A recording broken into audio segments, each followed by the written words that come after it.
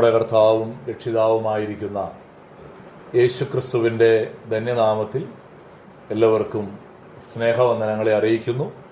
നിങ്ങളോട് ഒരുമിച്ച് വീണ്ടും ഒരിക്കൽ കൂടെ ഈ വചന പഠനത്തിൽ ചേർന്ന് വരുവാൻ കർത്താവ് നൽകിയ ഭാഗ്യകരമായ പദവിയെ ഓർത്ത് ഞാൻ ദൈവത്തെ സ്തുതിക്കുകയാണ്, സ്തോത്രം ചെയ്യുകയാണ്.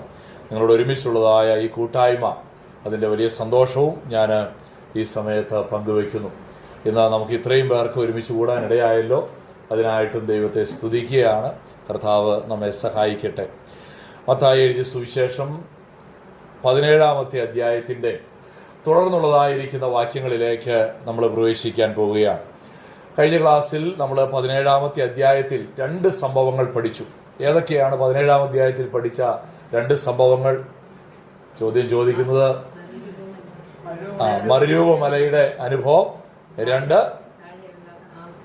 താഴ്വരയിൽ ഒരു ബാലനെ സൗഖ്യമാക്കുന്ന ഒരു സംഭവം. കർത്താവ് പറഞ്ഞു, നിങ്ങൾക്ക് വിശ്വാസം ഉണ്ടെങ്കിൽ ഈ മലയോട് നീങ്ങിപ്പോകാൻ കൽപ്പിക്കുക എന്നാണ് പറഞ്ഞത്.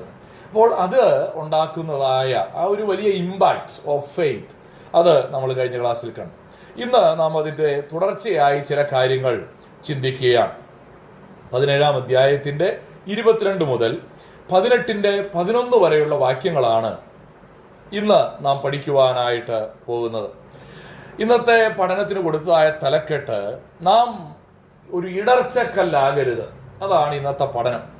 17-ാം അധ്യായത്തിൻ്റെ 22 മുതൽ 18-ന്റെ 11 വരെയുള്ള വാക്യങ്ങളിൽ ആവർത്തിച്ച് ഉപയോഗിക്കപ്പെട്ട ഒരു വാക്കാണ് ഇടർച്ച എന്നുള്ള വാക്ക്.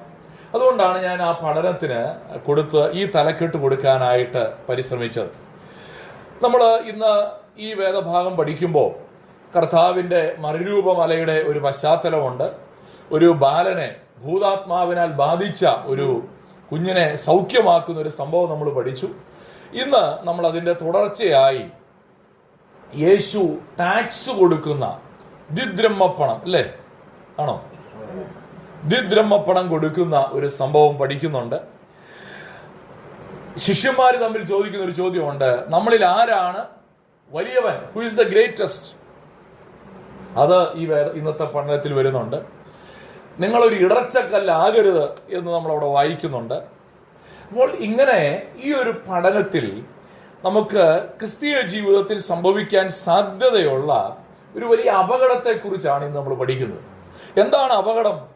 നമ്മൾ തന്നെ വീണു പോവുക എന്നുള്ളത് മാത്രമല്ല, നമ്മൾ മറ്റുള്ളവർ വീഴാൻ കാരണമായി തീരുന്ന ഒരു ക്രിസ്തീയ ജീവിതം. നമ്മുടെ ആത്മീക ജീവിതം കൊണ്ട് മറ്റൊരു വിശ്വാസിക്ക് ഇടർച്ച വരുത്തുന്ന ആത്മീക ജീവിതം. അതാണ് ഇന്നത്തെ നമ്മുടെ ഈ പഠനത്തിൽ പ്രധാനമായും നമുക്ക് കാണുവാനായിട്ട് കഴിയുന്നത്. എന്താണ് ഈ ഇടർച്ചയാവുക എന്ന് പറയുമ്പോൾ ആർക്കാണ് നമ്മൾ ഇടർച്ചയാവുക? ഒരിക്കലും ഒരു സ്ട്രോങ് ബിലീവർക്ക്, ഒരു ശക്തനായ വിശ്വാസിയെ നമുക്ക് ഒരിക്കലും ഇടർച്ച ഉണ്ടാക്കാൻ നമുക്ക് കഴിയില്ല. എപ്പോഴും ഒരു ബലഹീന വിശ്വാസിയെ, ഒരു പുതിയ വിശ്വാസിയെ, ഒരു യൗവനക്കാരനായ വിശ്വാസിയെയാണ് നമ്മുടെ വിശ്വാസ ജീവിതത്തിൽ ഇടർച്ചയായി മാറാൻ കാരണമായി തീരുക. നമ്മുടെ ജീവിതത്തിൽ സംഭവിക്കുന്ന ഒരു കാര്യം, അല്ലെങ്കിൽ നമ്മൾ ചെയ്യുന്ന ഒരു കാര്യം, മറ്റൊരു വിശ്വാസിയെ അവന്റെ വിശ്വാസത്തിൽ നിന്ന് തെറ്റിച്ചു കളയുന്ന, പിന്മാറ്റിക്കളയുന്ന ഒരു കാര്യം സംഭവിക്കുക. ഇതിനെയാണ് ഇടർച്ച എന്നുള്ള വാക്കുകൊണ്ട് അർത്ഥമാക്കുന്നത്. ഇവിടെ യേശു കർത്താവ് ഒരു ഇടർച്ചയാകരുത് എന്നുള്ളതായ ഒരു പഠനമാണ് നമുക്ക് തരുന്നത്. നമുക്കതുകൊണ്ട് ഇന്ന് പഠിക്കുന്ന ഈ വേദഭാഗം നമുക്കൊന്ന് വായിക്കാം. 17-ാം അധ്യായത്തിൻ്റെ 22 മുതൽ 27 വരെയുള്ളതായിരിക്കുന്ന വാക്യങ്ങൾ.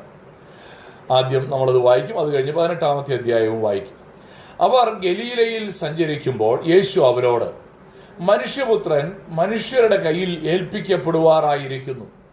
അവർ അവനെ കൊല്ലുകയും 3-ാം നാൾ അവൻ ഉയർത്തെഴുന്നേൽക്കുകയും ചെയ്യും എന്ന് പറഞ്ഞു. അവരോ ഏറ്റവും ദുഃഖിച്ചു. അവർ കഫർനഹൂമിലെത്തിയാറെ ദ്വിദ്രഹ്മപ്പണം വാങ്ങുന്നവർ പത്രോസിന്റെ അടുക്കൽ വന്നു. നിങ്ങളുടെ ഗുരു ദ്വിദ്രഹ്മപ്പണം കൊടുക്കുന്നില്ലയോ എന്ന് ചോദിച്ചതിന് ഉവ്വ് എന്ന് അവൻ പറഞ്ഞു. അവൻ വീട്ടിൽ വന്നപ്പോൾ യേശു അവനോട്, ശിമോനെ, നിനക്ക് എന്തു തോന്നുന്നു? ഭൂമിയിലെ രാജാക്കന്മാർ ചുങ്കമോ കരമോ ആരോട് വാങ്ങുന്നു? പുത്രന്മാരോടോ അന്യരോടോ എന്ന് മുന്നിട്ട് ചോദിച്ചതിന് അന്യരോട് എന്ന് അവൻ പറഞ്ഞു. യേശു അവനോട്, എന്നാൽ പുത്രന്മാർ ഒഴിവുള്ളവരല്ലോ, എങ്കിലും നാം അവർക്ക് ഇടർച്ച വരുത്താതിരിക്കേണ്ടതിന് നീ കടലിലേക്ക് ചെന്ന് ചൂണ്ടലിട്ട് ആദ്യം കിട്ടുന്ന മീനിനെ എടുക്കാം. അതിൻ്റെ വായ് തുറക്കുമ്പോൾ ഒരു ചതുർദ്രഹ്മ പണം കാണും. അതെടുത്ത് എനിക്കും നിനക്കും വേണ്ടി കൊടുക്ക എന്ന് പറഞ്ഞു. 18-ാം അധ്യായം. ആ നാഴികയിൽ ശിഷ്യന്മാർ യേശുവിൻ്റെ അടുക്കൽ വന്നു. സ്വർഗരാജ്യത്തിൽ ഏറ്റവും വലിയവൻ ആർ എന്ന് ചോദിച്ചു. അവനൊരു ശിശുവിനെ അടുക്കെ വിളിച്ചു അവരുടെ നടുവിൽ നിർത്തി, നിങ്ങൾ തിരിഞ്ഞ് ശിശുക്കളെ പോലെ ആയി വരുന്നില്ല എങ്കിൽ സ്വർഗരാജ്യത്തിൽ കടക്കയില്ല എന്ന് ഞാൻ സത്യമായിട്ട് നിങ്ങളോട് പറയുന്നു. ആകയാൽ ഈ ശിശുവിനെ പോലെ തന്നെത്താൻ താഴ്ത്തുന്നവൻ സ്വർഗരാജ്യത്തിൽ ഏറ്റവും വലിയവനാകുന്നു. ഇങ്ങനെയുള്ള ശിശുവിനെ എൻ്റെ നാമത്തിൽ കൈക്കൊള്ളുന്നവൻ എന്നെ കൈക്കൊള്ളുന്നു. എന്നിൽ വിശ്വസിക്കുന്ന ഈ ചെറിയവരിൽ ഒരുത്തന് ആരെങ്കിലും ഇടർച്ച വരുത്തിയാലോ അവൻ്റെ കഴുത്തിൽ വലിയൊരു തിരികല്ല് കെട്ടി അവരെ സമുദ്രത്തിൻ്റെ ആഴത്തിൽ തള്ളിക്കളയുന്നത് അവന് നന്ന്. ഇടർച്ച ഹേതുവായി ലോകത്തിന് അയ്യോ കഷ്ടം. ഇടർച്ച വരുന്നത് ആവശ്യം തന്നെ, എങ്കിലും ഇടർച്ച വരുത്തുന്ന മനുഷ്യന് അയ്യോ കഷ്ടം. നിന്റെ കയ്യോ കാലോ നിനക്ക് ഇടർച്ചയായാൽ അതിനെ വെട്ടി എറിഞ്ഞുകളക. 2 കൈയും 2 കാലുമുള്ളവനായി നിത്യാഗ്നിയിൽ വീഴുന്നതിനേക്കാൾ അംഗഹീനനായിട്ടോ മുടന്തനായിട്ടോ ജീവനിൽ കടക്കുന്നത് നിനക്ക് നന്ന്. നിന്റെ കണ്ണ് നിനക്ക് ഇടർച്ചയായാൽ അതിനെ ചൂഴ്ന്നെടുത്ത് എറിഞ്ഞുകളക. 2 കണ്ണുള്ളവനായി അഗ്നി നരകത്തിൽ വീഴുന്നതിനേക്കാൾ ഒറ്റക്കണ്ണനായി ജീവനിൽ കടക്കുന്നത് നിനക്ക് നന്ന്. ഈ ചെറിയവരിൽ ഒരുത്തനെ തുച്ഛീകരിക്കാതിരിപ്പാൻ സൂക്ഷിച്ചുകൊള്ളുവിൻ. സ്വർഗത്തിൽ അവരുടെ ദൂതന്മാർ സ്വർഗസ്ഥനായ എൻ്റെ പിതാവിൻ്റെ മുഖം എപ്പോഴും കാണുന്നു എന്ന് ഞാൻ നിങ്ങളോട് പറയും. എത്ര പ്രാവശ്യം ഇടർച്ച എന്ന വാക്ക് കണ്ടോ?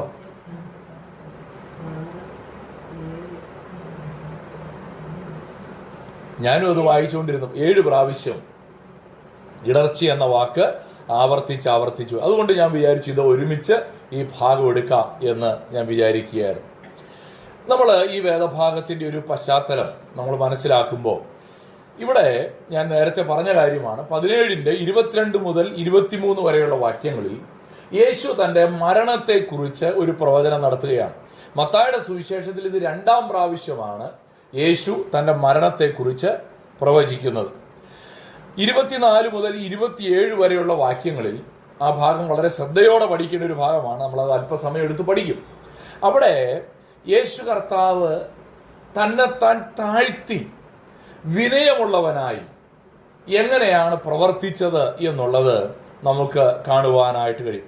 അവിടെ വാസ്തവത്തിലൊരു സ്വാതന്ത്ര്യം എന്ന് പറയുന്ന ഒരു വിഷയം അവിടെ വരുന്നുണ്ട്. ഞാനത് പഠിക്കുമ്പോൾ കൂടുതൽ വിശദീകരിക്കാം എന്ന് വിചാരിക്കുകയാണ്.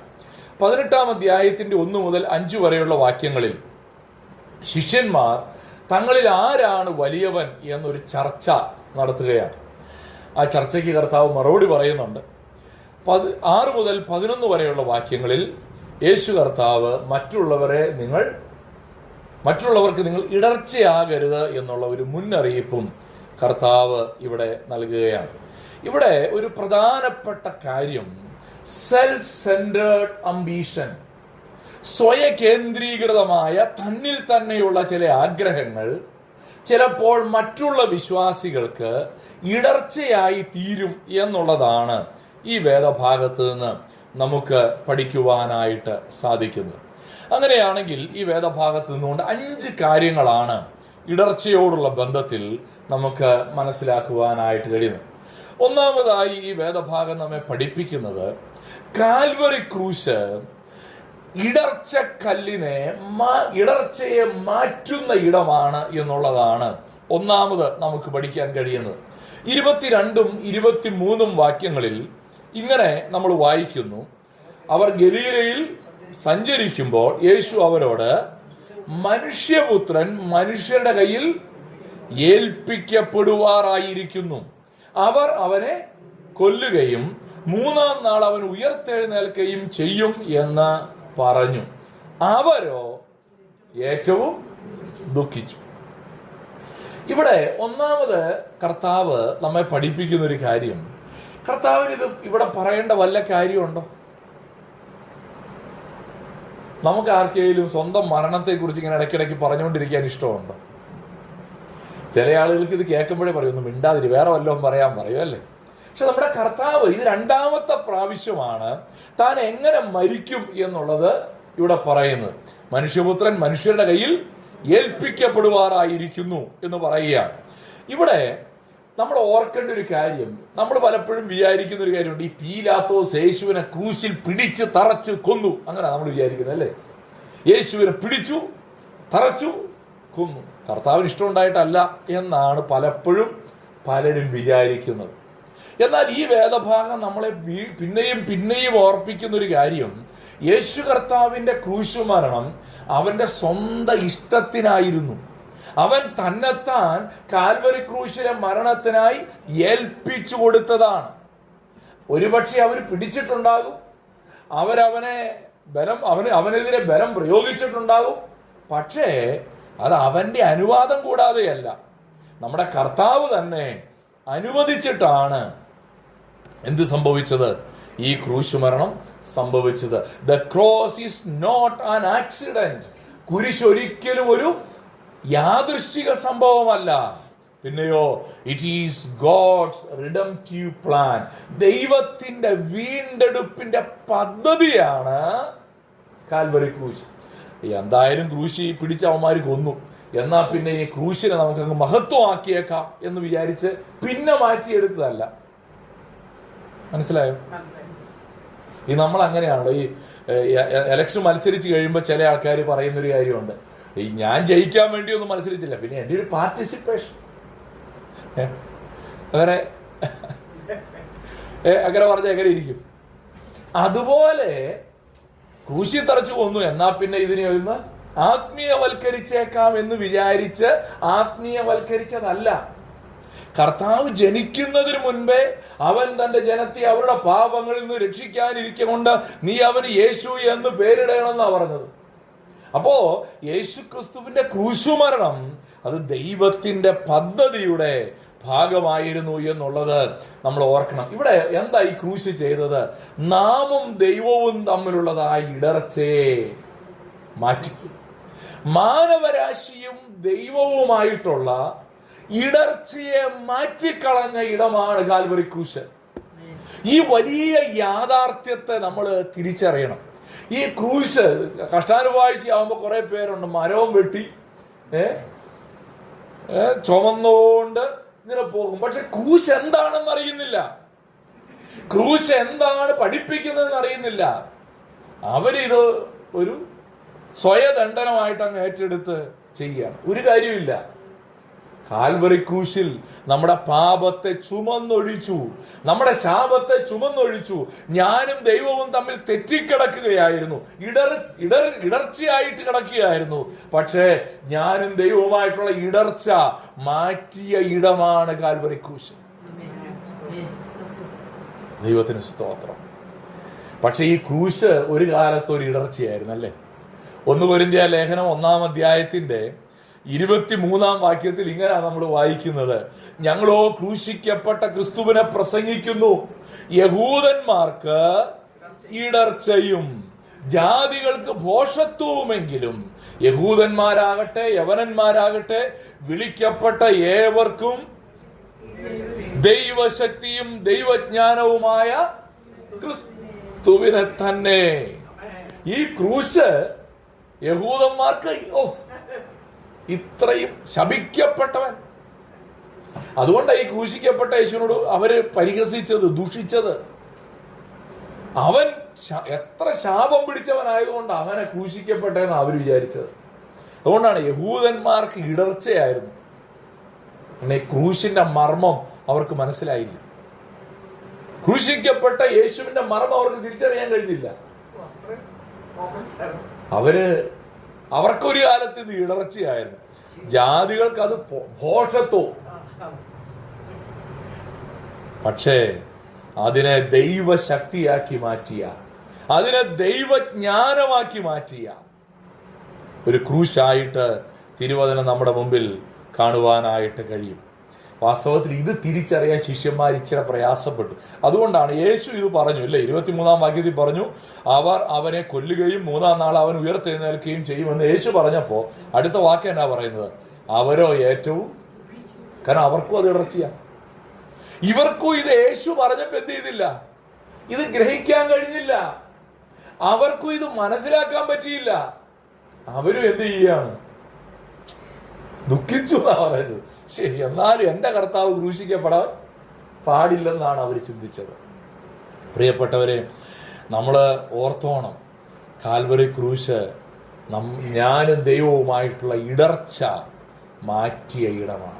ഇന്ന് നമ്മുടെ ജീവിതത്തിൽ ഈ വലിയ ബോധ്യത്തോടെ ഉറപ്പോടെ ജീവിക്കുവാനായിട്ടിടയായി തീരണം. ഇത് മനസ്സിലാകാത്തവർ ഇന്നും ഇടർച്ചയിൽ ജീവിക്കുക.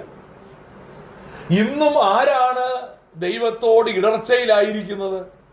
ഈ ക്രൂശിലെ കഷ്ടാനുഭവം എൻ്റെ ഇടർച്ച മാറ്റുന്ന ഇടമാണെന്ന് തിരിച്ചറിയാത്തവർ ഈ ശിഷ്യന്മാരെ പോലെ ഇപ്പോഴും എന്നാലും അത് വേണ്ടായിരുന്നെന്നാണ്, അല്ലേ?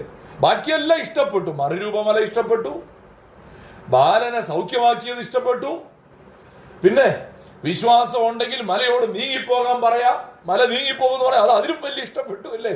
നമ്മൾ പറഞ്ഞാലും എന്തോ ചെയ്യുന്ന പറഞ്ഞേ, മല നീങ്ങിപ്പോകും. ഇത്രയും കയ്യടി കിട്ടുന്ന ഒരു പ്രസംഗം വേറെ ഉണ്ട്. പക്ഷെ ക്ലൈമാക്സിൽ കൊണ്ടുവന്ന് കല ഉടച്ചു. എന്താ കല ഉടച്ചേ? ക്രൂശിക്കപ്പെടാൻ പോവുക, മരിക്കാൻ പോവുക. അവര് ദുഃഖിച്ചു. ആർക്കാണ് ഇന്നും ക്രൂശ് ഇടർച്ച? ഈ ക്രൂശിലൂടെയുള്ള ദൈവപ്രവൃത്തിയെ മനസ്സിലാക്കാൻ കഴിയാത്തവർ അവരിന്നും ഇടർച്ചയിൽ കഴിയുകയാണ്. ഞാനൊരു കാര്യം ഓർപ്പിക്കാം, നമ്മുടെ ക്രിസ്തീയ ജീവിതത്തിൽ ക്രൂശ് എടുത്ത് യേശുവിനെ അനുഗമിക്കാൻ കഴിയുന്നില്ല എങ്കിൽ, എന്താണ് ക്രൂശ് എന്നുള്ളതൊക്കെ ഞാൻ ഒത്തിരി വിശദീകരിച്ചുകൊണ്ട് ഞാൻ ഇനി അത് ആവർത്തിക്കുന്നില്ല. നമ്മൾ 16-ാമത്തെ അധ്യായം പഠിച്ചപ്പോൾ അവിടെ വളരെ വിശദമായിട്ട് ശിഷ്യത്വത്തെ കുറിച്ചൊക്കെ പഠിച്ചതാണ്. നമുക്ക് യേശുവിനെ പിൻഗമിക്കണമെങ്കിൽ ക്രൂശിനെ തള്ളിക്കളഞ്ഞിട്ട് യേശുവിനെ പിൻഗമിക്കാൻ കഴിയില്ല. ഇന്ന് അനേകരും ക്രൂശിക്കപ്പെട്ട യേശുവിനെ മാറ്റി നിർത്തിയാൽ അവർക്ക് യേശുവിനെ ഇഷ്ടമാണ്, അല്ലേ?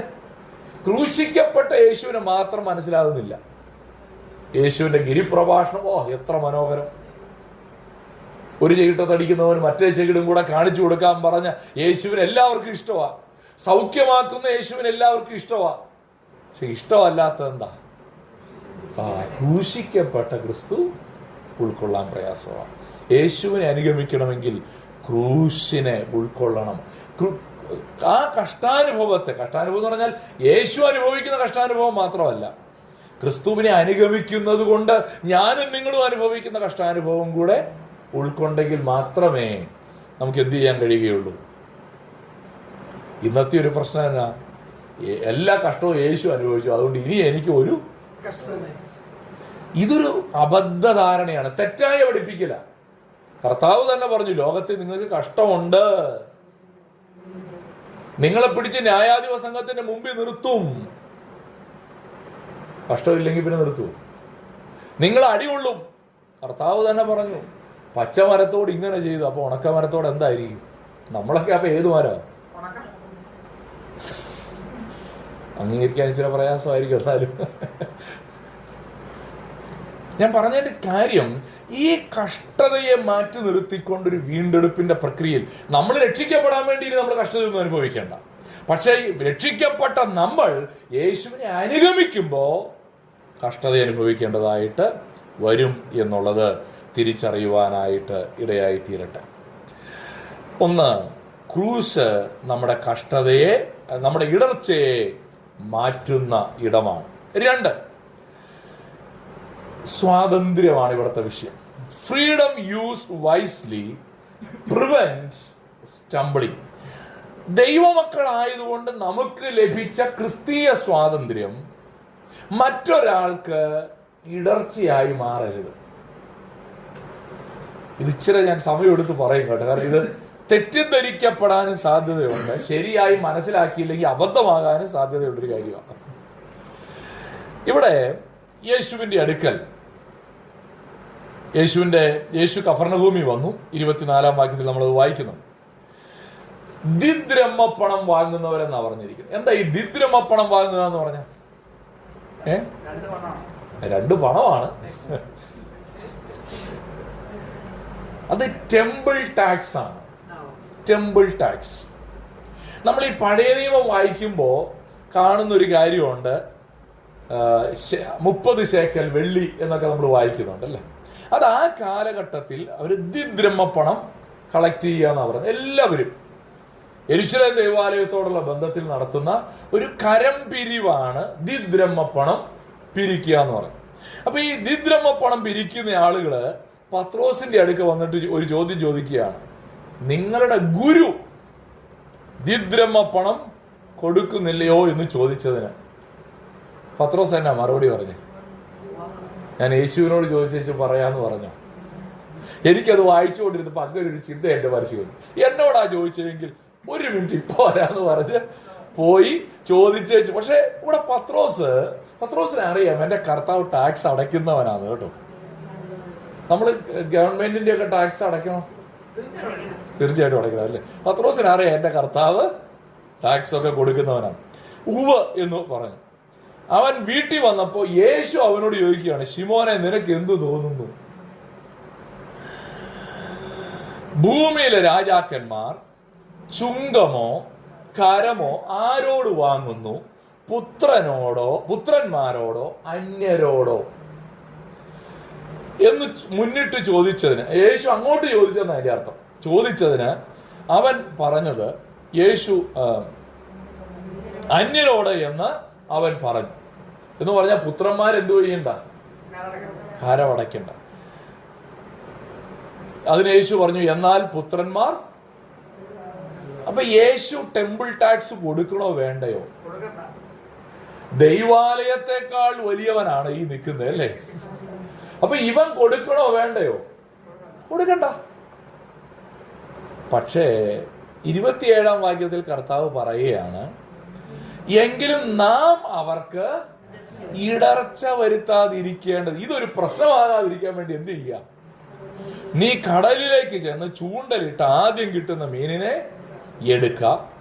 അതിന്റെ വായ് തുറക്കുമ്പോൾ ഒരു ചതുർദ്രഹ്മപ്പണം കാണും. അത് എടുത്ത് യേശു കൊടുക്കുന്നില്ലെന്ന് മാത്രമേ അവർ ചോദിച്ചുള്ളൂ കേട്ടോ. പക്ഷെ യേശു പറയുകയാണ് എന്റെ നിന്റെയും കൊടുക്ക എന്ന് പറഞ്ഞു. അപ്പൊ ക്രിസ്ത്യാനികൾ ടാക്സ് വെട്ടിക്കാൻ പാടില്ല എന്നൊരു കാര്യം ഇവിടെ പഠിച്ചു അല്ലേ.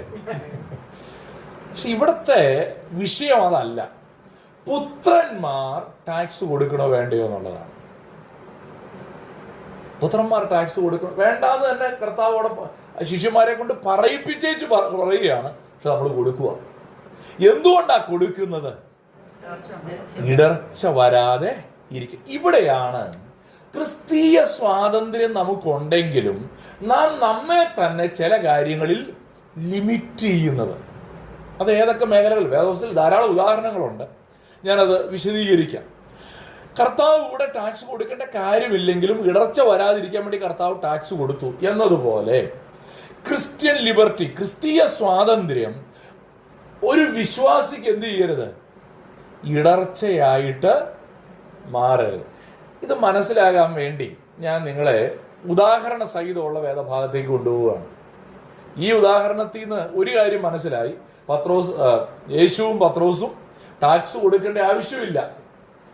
പക്ഷെ അത് നമ്മുടെ കാര്യത്തിൽ അത് പറ്റൂലല്ലോ, നമ്മൾ ടാക്സ് കൊടുക്കണം അല്ലേ.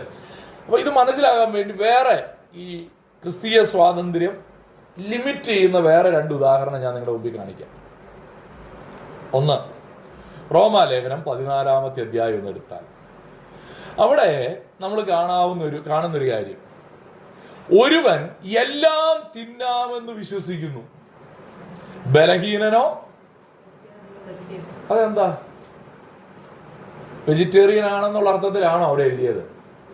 ഇവിടത്തെ കോണ്ടെക്സ്റ്റ് ഈ അന്നത്തെ കാലത്തെ മാംസം മാർക്കറ്റിൽ നിന്ന് വാങ്ങുന്ന മാംസമെല്ലാം ആദ്യം ദൈവാലയത്തിൽ കൊണ്ടുപോയി അല്ലെങ്കിൽ ക്ഷേത്രത്തിൽ കൊണ്ടുപോയി ഓഫർ ചെയ്യും, എന്നിട്ടാണ് അത് മാർക്കറ്റിൽ വിൽക്കുന്നത്.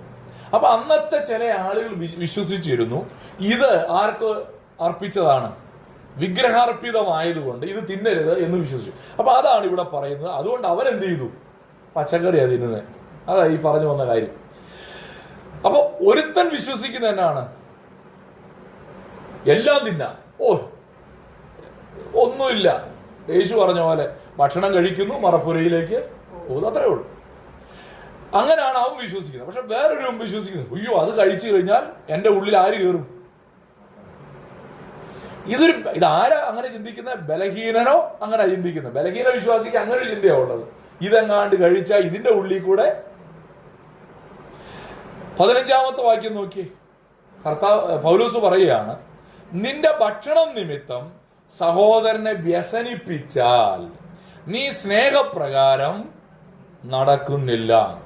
ആർക്കു വേണ്ടി ക്രിസ്തു മരിച്ചുവോ അവനെ നിന്റെ ഭക്ഷണം കൊണ്ട് നശിപ്പിക്കരുത്. 20-ാം വാക്യം നോക്കി. ഇത് നിങ്ങൾ ആ അധ്യായം മുഴുവൻ വായിക്കണേ, സമയമെടുത്ത്. ഞാനത് മുഴുവൻ വായിക്കാൻ എനിക്ക് സമയമില്ലാത്തതുകൊണ്ട് ഞാനങ്ങ് അതിന്റെ 3 വാക്യങ്ങൾ മാത്രം എടുത്തേക്കുക. ഭക്ഷണം നിമിത്തം ദൈവ നിർമ്മാണത്തെ അഴിക്കരുത്. എല്ലാം ശുദ്ധം തന്നെ, എല്ലാ ഭക്ഷണവും ശുദ്ധം തന്നെ, എങ്കിലും ഇടർച്ച വരുത്തുമാറ് തിന്നുന്ന മനുഷ്യന് അത്. ഇതിൽ നിന്ന് എന്ത് മനസ്സിലായി? എല്ലാം തിന്നാമോ ഇല്ലയോ? എല്ലാം ശുദ്ധം തന്നെ, പക്ഷെ ബലഹീന വിശ്വാസി ഇടറിപ്പോകുമല്ലോ എന്ന് ഓർത്തിട്ട് നമ്മൾ ചില സാഹചര്യങ്ങളിൽ മനഃപൂർവം അത് ഒഴിവാക്കും. എന്ന് പറഞ്ഞാൽ ക്രിസ്തുവിന് വേണ്ടി അവനെ നേടാൻ വേണ്ടി നമ്മൾ എന്ത് ചെയ്തോണം? അത് കഴിച്ചെന്ന് ഓർത്തുകൊണ്ട് പിന്നെ അത് ഛർദിപ്പിക്കാൻ വേണ്ടി സ്പെഷ്യലിസ്റ്റുകളൊക്കെ ഉണ്ട് ഇപ്പോൾ. അതൊന്നും വേദപുസ്തക പ്രമാണത്തിന്റെ അടിസ്ഥാനത്തിലുള്ളൊരു കാര്യമല്ല. അതൊക്കെ ഞാൻ അതവിടെ വിടുക. ഇനി അത്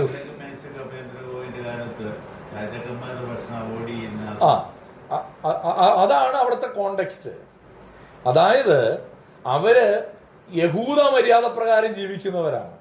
യഹൂദനെ സംബന്ധിച്ചിടത്തോളം കഴിക്കാൻ പാടുള്ള ഭക്ഷണം, കഴിക്കാൻ പാടില്ലാത്ത ഭക്ഷണമുണ്ട്. ഉദാഹരണം, പഴയ നിയമത്തിലെ ചെതുമ്പലില്ലാത്ത മത്സ്യം കഴിക്കാൻ പാടില്ല, കുളമ്പ് പിളരാത്ത മൃഗങ്ങൾ, പിന്നെ അയവെട്ടാത്ത പന്നി ഉൾപ്പെടെയുള്ള ഭക്ഷണം. അപ്പൊ ഇങ്ങനെയുള്ളതൊക്കെ അവരുടെ മുമ്പിൽ വന്നു. അതുകൊണ്ട് അവര് അതിൽ നിന്ന് വർജനം ആചരിച്ചു. അപ്പൊ അത് യഹൂദ മര്യാദയാണ്. ഇന്ന് പുതിയ നിയമ വിശ്വാസിയോട് പറയുകയാണ് എല്ലാം ശുദ്ധം തന്നെ. നമ്മൾ പത്രോസിനോട് സ്വർഗത്തിൽ നിന്നൊരു തുപ്പട്ടി ഇറങ്ങി വന്നിട്ട് ഒരു ദർശനം കൊടുക്കുന്നുണ്ടല്ലോ, അപ്പോസ്തലപ്രവൃത്തി 10-ാം അധ്യായത്തിൽ. അതായത് ദൈവം ശുദ്ധമെന്ന് വിചാരിക്കുന്ന നീ മലിനമെന്ന് വിചാരിക്കരുതെന്നൊക്കെ പറഞ്ഞൊരു ദർശനം കൊടുക്കുന്നുണ്ട്. അപ്പൊ പഴയ നിയമത്തിലെ ഹൈജീൻ ലോസ് ഉണ്ട്, ഇല്ലേ? എന്ന് പറഞ്ഞാൽ ഭക്ഷണത്തിൻ്റെ അകത്ത് ഇന്നത്തെ പോലെ പ്രഷർ കുക്കർ ഇല്ല, അല്ലെങ്കിൽ ഇന്നത്തെ പോലത്തെ കുക്കിംഗ് സംവിധാനങ്ങൾ ഇല്ലാത്തൊരു കാലത്ത് അവർക്ക് ദൈവം കൊടുത്ത കുറെ പ്രമാണങ്ങളുണ്ട്. അത് അവരുടെ ആരോഗ്യ സംരക്ഷണത്തെ പ്രതി ഒക്കെ ഉള്ളതാ. ബൈബിളിൽ പറഞ്ഞിട്ടുണ്ട്, നിനക്ക് വെളിക്കിറങ്ങണമെന്ന് തോന്നുമ്പോൾ നീ ഒരു പാര എടുത്തുകൊണ്ട് പോകണമെന്ന്. ഇന്ന് എല്ലാവരും അങ്ങനെയാണോ ചെയ്യുന്നത്? ദൈവമക്കളായതുകൊണ്ട് ഞങ്ങൾ അങ്ങനെ ചെയ്യുള്ളൂ? അല്ല, അത് ആ കാലഘട്ടത്തിൽ മരുഭൂമിയിലൂടെ യാത്ര ചെയ്തപ്പോൾ ദൈവം അവർക്ക് കൊടുത്ത ഒരു കൽപ്പനയാണ്. അത് ഇന്ന് കൊണ്ടുവന്ന് നമ്മൾ അപ്ലൈ ചെയ്താൽ നമുക്ക് ശരീരത്തിന് ഏതാ ദോഷമെന്ന് നമുക്ക് തിരിച്ചറിയാനുള്ള കഴിവുണ്ട്. തീർച്ചയായിട്ടും അതിന്നും അതിലേക്ക് ഞാൻ വരിക, അത് ഞാൻ പറയാം. അപ്പൊ ഇവിടത്തെ പ്രശ്നം എന്താണ്? എല്ലാം ശുദ്ധം തന്നെ എന്ന് പറയുമ്പോൾ മദ്യപിക്കാമെന്ന് അതിനർത്ഥമില്ല കേട്ടോ. സാറ് പറഞ്ഞപ്പോ ഞാൻ അതൊക്കെ ചേർത്ത് പറയുക. അതിന്റെ അർത്ഥം എന്നാ പിന്നെ മദ്യപിച്ചോ എന്നല്ല കർത്താവ് പറഞ്ഞത്. ഇതാ പറഞ്ഞ കോണ്ടെക്സ്റ്റിലേ നമ്മൾ അതിനെ വ്യാഖ്യാനിക്കാവുള്ളൂ. വിഷം കുടിക്കാവോ? ഇപ്പോ ശുദ്ധം തന്നെയാണോ? മനസ്സിലായല്ലോ അല്ലെ? അപ്പോ ഇവിടത്തെ പ്രശ്നം എന്താണ്? വിഗ്രഹാർപ്പിതത്തോടുള്ള ബന്ധത്തിലാ കർത്താവ് ഇവിടെ എന്ന് പറഞ്ഞാൽ നിങ്ങളുടെ മുമ്പിൽ ഇതുപോലെ എന്തെങ്കിലും കിട്ടുമ്പോൾ ആ ഭക്ഷണത്തിന് എന്തെങ്കിലും കുഴപ്പമുണ്ടെന്ന് അല്ല ഇതിനർത്ഥം. നിങ്ങൾ വീട്ടിൽ ചെന്ന് ഈ റോമർ 14-ാം അധ്യായം സമയമെടുത്ത് വായിക്കണം. പക്ഷെ ഞാനിത് കഴിക്കുമ്പോൾ ഒരു അയ്യോ ഈ ഉപദേശി ഇതൊക്കെ കഴിച്ചോ, അപ്പൊ പിന്നെ ഇത് കുഴപ്പമില്ലേ? അങ്ങനെ അവൻ ചിന്തിച്ച് അവൻ വിശ്വാസത്തിൽ നിന്ന് തെറ്റിപ്പോകാതിരിക്കാൻ വേണ്ടി ഞാൻ എന്ത് ചെയ്തോണം? വർജനം ആചരിക്കണം. പക്ഷെ ഇത് കഴിച്ചെന്ന് ഓർത്തുകൊണ്ട് ഞാനിപ്പോ ഒരിക്കൽ ഞാൻ ഇവിടെ പറഞ്ഞിട്ടുണ്ട്, ഒരിക്കൽ ഞാൻ വിശന്ന് കുടൽ കരിഞ്ഞിരുന്നൊരു സമയത്ത് ഒരാൾ എൻ്റെ അടുത്ത് കുറെ അട കൊണ്ടു തന്നു, ഒരു പ്ലേറ്റ് നിറച്ച അട. എനിക്ക് വിശന്ന് കുടൽ കരിഞ്ഞിരിക്കുന്ന സമയത്താണ്. അപ്പൊ ഞാൻ മാത്രമേ ഉള്ളൂ അവിടെ. ഇദ്ദേഹം കൊണ്ടു തന്നിട്ട് തന്നു. ഞാൻ കണ്ട വഴി ഞാൻ ഒരിടത്ത് കഴിച്ചുകൊണ്ടിരുന്നപ്പോൾ അദ്ദേഹം പറഞ്ഞു, ഇത് ഞങ്ങളുടെ അവിടുത്തെ. ഞാൻ കഴിച്ചു. അതൊന്നും കേൾക്കാനുള്ള ക്ഷമ എനിക്ക് ഉണ്ടായിരുന്നില്ല, അതുപോലെ വിശന്നിരിക്കുകയായിരുന്നു. ഞാൻ പറഞ്ഞത് അതെ. പക്ഷെ അത് പൊതുസ്ഥലങ്ങളിൽ നമ്മളത് ഉപയോഗിക്കുമ്പോൾ അത് ഈ പ്രശ്നം, ഇവിടെ പൗലോസ് പറയുന്ന ഈ പ്രശ്നം അവിടെ ഉണ്ടാകും. പൊതുസ്ഥലങ്ങളിൽ വെച്ച് നമ്മളത് അങ്ങനെ വാങ്ങിക്കഴിക്കുമ്പോൾ നമ്മളത് അതായത് അല്ല, അത് ഇതേ കോണ്ടെക്സ്റ്റിലാണ്. കൊരിന്ത്യ ലേഖനത്തിൽ 1 കൊരിന്ത്യ ലേഖനം 11-ാം അധ്യായത്തിൽ ഈ കോണ്ടെക്സ്റ്റിലാണ് പറയുന്നത്. ഈ മറ്റവന്റെ ഞാൻ ആ വാക്യം കാണിക്കാം, തിരക്ക് പിടിക്കണ്ട. ഓക്കെ, ഇനി റോമാലേഖനം 14-ാം അധ്യായത്തിൽ മറ്റൊരു വിഷയം കൂടെ അവിടെ പറയുന്നുണ്ട്. ഒരുവൻ ഒരു ദിവസത്തെക്കാൾ മറ്റൊരു ദിവസത്തെ മാനിക്കുന്നു, വേറൊരുവൻ സകല ദിവസങ്ങളെയും മാനിക്കുന്നു. ഓരോരുത്തൻ താന്റെ മനസ്സിൽ ഉറച്ചിരിക്കട്ടെ. അതിന്റെ അർത്ഥം എന്നാ? ഞാൻ ചോദിക്കട്ടെ, ഞായറാഴ്ചയാണോ ബുധനാഴ്ചയാണോ സ്പെഷ്യൽ ഡേ? എനിക്ക് ഇവിടെ ബുധനാഴ്ചയാ സ്പെഷ്യൽ, പക്ഷെ കോട്ടയത്ത് എനിക്ക് ഞായറാഴ്ചയാ സ്പെഷ്യൽ. എല്ലാ ദിവസവും ജനുവരി 1-ാം തീയതി എന്തെങ്കിലും പ്രത്യേകതയുണ്ടോ? ഞായറാഴ്ച ഒരു ഉത്സവത്തിന്റെ അത് ആ ദിവസത്തിന്റെ പ്രത്യേകത കൊണ്ടല്ല, കർത്താവ് ഉയർത്തെഴുന്നേറ്റത് കൊണ്ട് അങ്ങനെ ഒരു ട്രഡീഷനാണ് നമുക്കുള്ളത്. ക്രൈസ്തവ സഭയ്ക്കൊരു, ഇപ്പൊ ഗൾഫിൽ ചെല്ലുമ്പോൾ നമ്മൾ ഞായറാഴ്ചയല്ല, അവിടെ എല്ലാം വെള്ളിയാഴ്ച, കാരണം പൊതു ദിവസം.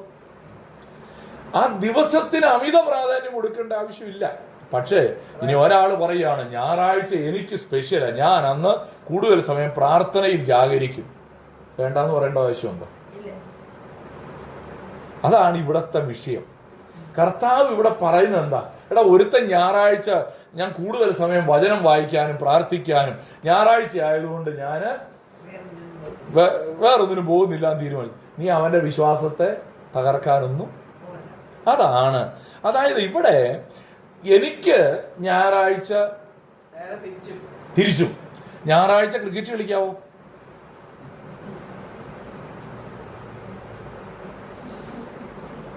പണ്ടൊരു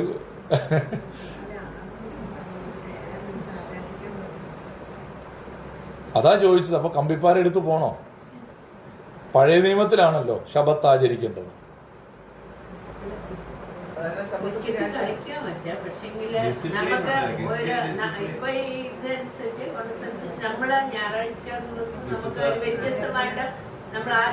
ദൈവത്തെ ആരാധിക്കാൻ പറയുന്നുണ്ട്. അത് വിട്ട് അത് ഒഴിവാക്കി നമ്മളിത് പോകുന്നത് തെറ്റാണ്. സഭായോഗങ്ങളെ ഉപേക്ഷയായി വിചാരിക്കാതെ. ഞാൻ ചോദിക്കണം, ഞായറാഴ്ച വൈകുന്നേരം കളിക്കാൻ പോണ കാര്യമാണ് ഞാൻ ചോദിച്ചത് കേട്ടോ, രാവിലെ പോണ കാര്യമല്ല ഞാൻ ഉദ്ദേശിച്ചത്. ഞായറാഴ്ച രാവിലെ ആരാധനയിലൊക്കെ സംബന്ധിച്ചു, ഉച്ചയ്ക്ക് ശേഷം ക്രിക്കറ്റ് കളിക്കാൻ പോയാൽ കുഴപ്പമുണ്ടോന്നാണ് ഞാൻ ചോദിച്ചത്.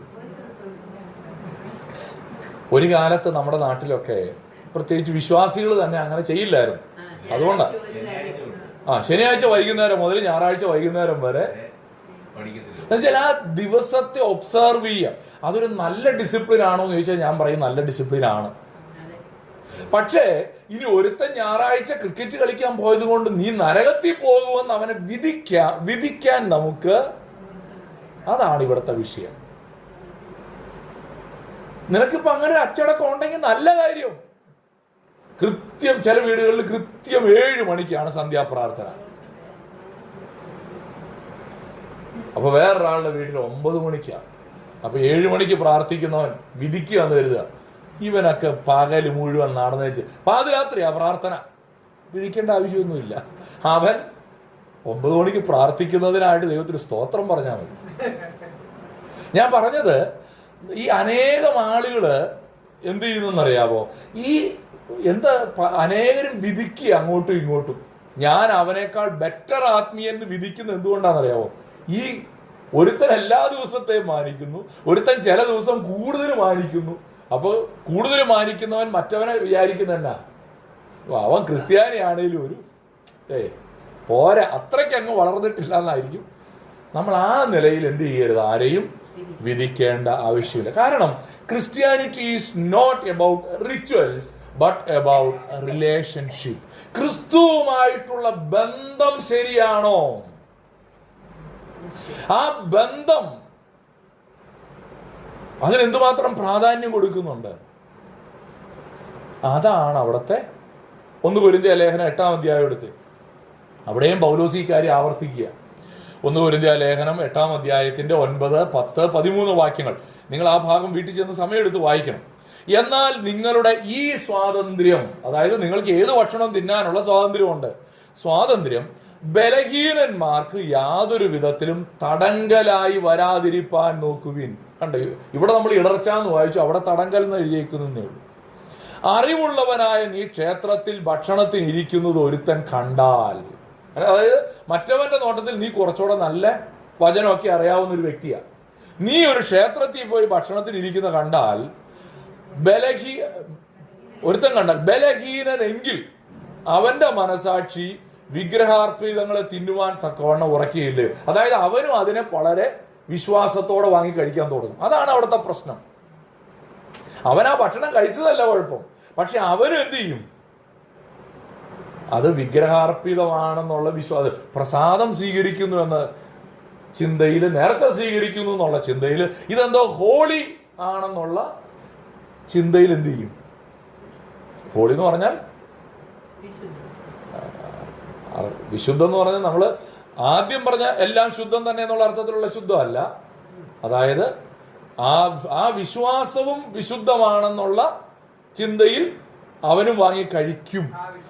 അതാണ് ഇവിടുത്തെ പ്രശ്നം. അവന് അതിൽ ഒരു വിശ്വാസം വരാൻ ഇടയാകരുത്. ആകയാൽ 13-ാം വാക്യം, ആകയാൽ ആഹാരം എൻ്റെ സഹോദരന് ഇടർച്ചയായി തീരുമെങ്കിൽ എൻ്റെ സഹോദരന് ഇടർച്ച വരുത്താതിരിക്കേണ്ടതിന് ഞാൻ ഒരു നാളും മാംസം തിന്നുകയില്ല. അപ്പൊ അതിന് കൊടുക്കുന്ന പ്രാധാന്യമാണ് ഇവിടെ നമ്മൾ മനസ്സിലാക്കേണ്ടത്. അതായത് എൻ്റെ കൂട്ടു സഹോദരൻ ഒരിക്കലും തെറ്റിപ്പോകാൻ ഇടവരരുത്, എൻ്റെ കൂട്ടു സഹോദരൻ ഒരിക്കലും ഇടറിപ്പോകാൻ ഇടവരരുത്. അതിനാണ് ഈ റോമാലേഖനം 14-ാം അധ്യായത്തിൽ ആവർത്തിച്ച് പറയുന്നൊരു വാക്കാണ് സ്നേഹമാണ് വലുത്. നീയും അവനും നമ്മളുടെ സ്നേഹബന്ധത്തിൽ ചെറിയ ചെറിയ കാര്യങ്ങളൊന്നും എന്തായി മാറരുത്, ഇടർച്ചയായി മാറരുത്. ഞാൻ ഒരു ചോദ്യം ചോദിക്കട്ടെ, ജീൻസ് ഇട്ടുകൊണ്ട് പള്ളി പോയാൽ കുഴപ്പമുണ്ടോ?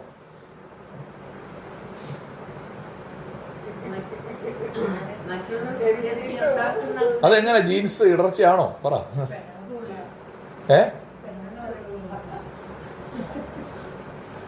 ഞങ്ങളുടെ ഓഫീസിലൊക്കെ ജീൻസും ഒരുമാതിരി ലൂസ് ഷർട്ടും ഇട്ട് വരുന്ന പെൺപിള്ളേരെ ഉള്ളു. നമുക്കത് ഇപ്പൊ എന്റെ പെങ്ങന്മാരുടെ കാലഘട്ടത്തിലൊക്കെ നമ്മളത് കണ്ടു കഴിഞ്ഞാൽ പ്രശ്നമായിരുന്നു. പക്ഷെ ഇപ്പത്തെ കാലത്ത് പ്രശ്നമല്ല. അന്നത്തെ കാലത്ത് സ്ത്രീകൾ സ്കൂട്ടർ ഓടിച്ചാൽ വരെ വലിയ വിപ്ലവമായിരുന്നു. അപ്പൊ ഈ കർത്താവിന് ഡെനിം മെറ്റീരിയലിനോട് എന്തെങ്കിലും വിരോധമുണ്ടോ? കർത്താവ് കോട്ടന്റെ ബ്രാൻഡ് അംബാസഡർ ആണോ? ജീൻസ് എന്ന് പറയുന്ന മെറ്റീരിയൽ വല്ല കുഴപ്പമുണ്ടോ? ഇല്ല. അതായത് ഇവിടെയാണ് ക്രിസ്തീയ സ്വാതന്ത്ര്യം. അതായത് ഇപ്പൊ ജീൻസ് നമ്മളെപ്പോഴും പറയുമല്ലോ, വേദപുസ്തകത്തിൽ വസ്ത്രധാരണത്തെ കുറിച്ച് ഉപയോഗിച്ചിരിക്കുന്ന ഒരു പദമേ ഉള്ളൂ, യോഗ്യമാം വണ്ണം. അപ്പൊ ഇത് ഏതായി യോഗ്യം എന്നുള്ളത് നമുക്ക് വിവേചന ഉണ്ടാകേണ്ടത്. മനസ്സിലായോ? ഞാൻ പാർക്കിൽ പോണ പോലെ അല്ല പള്ളിയിൽ പോകേണ്ടത്. പാർക്കിൽ പോണ പോലെ അവിടെ മറ്റുള്ളവർക്ക് ഇടർച്ച വരുന്നുണ്ട്. ഇല്ല, വിശ്വാസി വെക്കുമ്പോ വസ്ത്രം അല്ലാതെ പള്ളി വരുമ്പോ ആ സ്ഥലത്ത് അതാണ് ഇവിടുത്തെ വിഷയം. ഇടർച്ചയായി തീരുന്നുണ്ടോ? അതാണ് വിഷയം. ദൈവത്തിന് നീ ഇപ്പൊ കോട്ടൺ ഇട്ടാലും പോളിസ്റ്റർ ഇട്ടാലും ഇനി ലിനൻ ഇട്ടാലും ഇനി സാറ്റിൻ ഇട്ടാലും ഡെനിം ഇട്ടാലും ദൈവത്തിന് നിനക്കും ദൈവമായിട്ടുള്ള ബന്ധം ശരിയായോ? പക്ഷെ സഹവിശ്വാസിക്കോ? അതാണ് ഇവിടുത്തെ ഇടർച്ച എന്നുള്ള വാക്കുകൊണ്ട് ഉദ്ദേശിക്കുന്നത്. അവൻ തെറ്റിപ്പോകാൻ ഇടവരരുത്. അവന്റെ വിശ്വാസത്തിൽ എന്ത് ചെയ്യരുത്. മനസ്സിലാവുന്നുണ്ടോ? ഇപ്പൊ ഞങ്ങളുടെ അവിടെ ആരാധനയ്ക്ക് ഒരു പെൺകുട്ടി, അവളൊരു കൊച്ചു പൊട്ട് തൊട്ടുകൊണ്ടാണ് വരുന്നത് ഞാൻ കാണുന്നത്. ഞാൻ എപ്പോഴും ശ്രദ്ധിക്കുക, അവളെ ഏറ്റവും ആദ്യത്തെ സീറ്റിലാണ് വന്നിരിക്കുന്നത്. +2 പഠിക്കുന്ന ഒരു കുട്ടിയാണ്. അവളൊരു കുഞ്ഞു പൊട്ട് തൊടാറുണ്ട്. ഞാൻ ഇതുവരെ അവളോട് പൊട്ടു തുടരുന്നു പറഞ്ഞിട്ടില്ല, ഇതുവരെ പറഞ്ഞിട്ടില്ല. ഞാൻ ഈ ഞായറാഴ്ച ചെന്ന് പറഞ്ഞാൽ അടുത്ത ഞായറാഴ്ച അവർ വരാതിരിക്കാനുള്ളൊരു സാധ്യതയുണ്ട്. ആദ്യം അവൾ വരാനുള്ള ഒരു ആത്മീയതയിലേക്ക് വളരട്ടെ. ഇത് പറഞ്ഞാൽ മനസ്സിലാകാനുള്ളൊരു പക്വതയിലേക്ക് വളർന്നു കഴിയുമ്പോൾ ഞാൻ പറയും, മോളെ, ഈ മോളിങ്ങനെ പൊട്ടുകുത്തി വരുമ്പോൾ, ഇത് പല ആൾക്കാർക്ക് ഇഷ്ടമല്ല എന്ന് എനിക്കറിയാം. ഈ കുട്ടി സ്ഥിരം ജീൻസ് ഇട്ട് വരുന്നയാളാണ്, മിക്കവാറും പള്ളിയിൽ ജീൻസ് ഉപയോഗിക്കുന്നയാളാ. എന്നോട് ഒരാൾ ഓൾറെഡി പറഞ്ഞു ജീൻസ് ഇട്ടുണ്ട്. ഞാൻ ഇതുവരെ ആ കൊച്ചിനോട് ആ കാര്യത്തെ കുറിച്ച് പറഞ്ഞു. കാരണം ഇപ്പൊ അത് പറഞ്ഞാൽ തന്നെ ആ കൊച്ചു എന്ത് ചെയ്യും? അവിടെ കുറച്ചുകൂടെ ആത്മീയമായി മുമ്പിൽ നിൽക്കുന്ന നമ്മൾ എന്ത് ചെയ്യണം? അവർ ഇടറി പോകാതിരിക്കാൻ ശ്രദ്ധിക്കണം. നമുക്ക് വേണമെങ്കിൽ കുറെ നിയമങ്ങൾ ഉണ്ടാക്കാം. മോളെ, ദൈവത്തിന് ഡെനിം ഇഷ്ടമല്ല മോളെ, ദൈവത്തിന് ഈ മുട്ടിന്റെ അവിടെ പോക്കറ്റുള്ള പാൻസ് ഇഷ്ടമല്ല മോളെ. അങ്ങനെ ദൈവത്തിന് അങ്ങനെ ഉണ്ടോ? ഇല്ല. പക്ഷെ നമ്മൾ പലപ്പോഴും അങ്ങനത്തെ നിയമങ്ങളൊക്കെ ഉണ്ടാക്കി വെക്കും. പക്ഷേ നല്ല അച്ചടക്കം ഉണ്ടാകണത് നല്ലതാണ്. പക്ഷേ അതൊരു വിശ്വാസിയുടെ ഇടർച്ചയ്ക്ക് ഹേതുവാകരുത്, ഒരു വിശ്വാസി പിന്മാറിപ്പോകാനിടയായി തീരരുത്. ഇത് വളരെ ശ്രദ്ധയോടെ നമ്മൾ സൂക്ഷിക്കേണ്ട കാര്യമാണ്. നമ്മുടെ ജീവിതത്തിൽ ഒരു കാലത്ത് ചുരിദാർ ഇടുന്നത് ഒരു മോശം കാര്യമായിരുന്നു, അല്ലേ? പക്ഷെ ഇപ്പം ആൾക്കാർ പറയുന്നത് സാരിയേക്കാൾ നല്ലത് ചുരിദാറാന്ന് പറയുന്നവരാണ്. പക്ഷെ ഒരു കാലത്ത് അത് വൃത്തികേടായിരുന്നു. സമ്മതിക്കില്ലായിരുന്നു. അതാ പറഞ്ഞേ, അതാ ഈ ചിലർക്കത് അന്ന് ഒരു കാലത്ത് ഇടർച്ചയായിരുന്നു.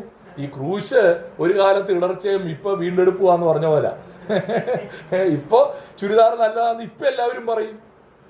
പക്ഷെ ഒരു കാലത്ത് ചുരിദാർ ഇടുന്നവരെ ഞങ്ങളുടെ കുടുംബത്തിലായാലും ഇമാതിരി ഞാൻ കേട്ടിട്ടുണ്ട് അങ്ങനെ പറയുന്നത്. അതുകൊണ്ട് എൻ്റെ വീട്ടിലല്ല, എൻ്റെ മമ്മി ഇപ്പൊ എങ്ങാണ്ട് ആദ്യമായിട്ടൊരു ചുരിദാർ തയ്ച്ചത്. പക്ഷെ ഞാൻ പറഞ്ഞത് ഒരു കാലഘട്ടത്തിൽ അങ്ങനെ. അതാണ് ഈ യോഗ്യമാം വണ്ണം എന്നുള്ള വാക്ക് എപ്പോഴും റിലേറ്റീവാണ്, ഒരിക്കലും ഒരു സെറ്റ് ഓഫ് റൂൾസ് അല്ല.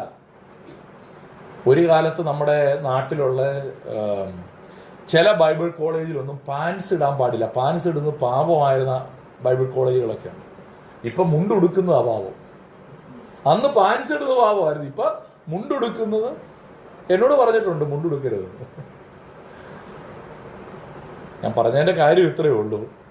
നമുക്കൊരു ക്രിസ്തീയ സ്വാതന്ത്ര്യമുണ്ട്. ഒരു ക്രിസ്ത്യാനി ആയതുകൊണ്ട് നമുക്കറിയാം ഇതൊന്നും നമ്മുടെ ആത്മീയതയുമായി ബന്ധപ്പെട്ട കാര്യങ്ങളൊന്നും അല്ല. പക്ഷേ ചില സ്ഥലങ്ങളിൽ ചെല്ലുമ്പോൾ ഞാൻ എൻ്റെ സഹവിശ്വാസിക്ക് ഇടർച്ച വരാതിരിക്കാൻ വേണ്ടി ഞാൻ എന്ത് ചെയ്യും?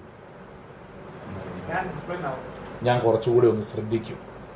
അത് എനിക്ക് ക്രിസ്തീയ സ്വാതന്ത്ര്യം ഉണ്ടെങ്കിലും ഞാൻ അതിനകത്ത് എന്നെ തന്നെ നിയന്ത്രിക്കുന്നു എന്നുള്ളതാണ് അവിടെ ഓർത്തിരിക്കേണ്ട ഒരു കാര്യം.